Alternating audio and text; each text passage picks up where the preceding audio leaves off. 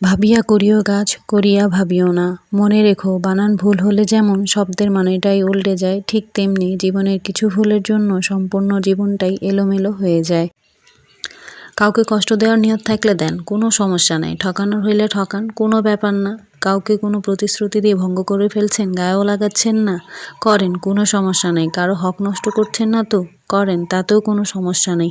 কিন্তু এইসব আপনার জীবনে কত গুণ হয়ে ফেরত আসবে এটা চিন্তা করে রাখবেন প্লিজ।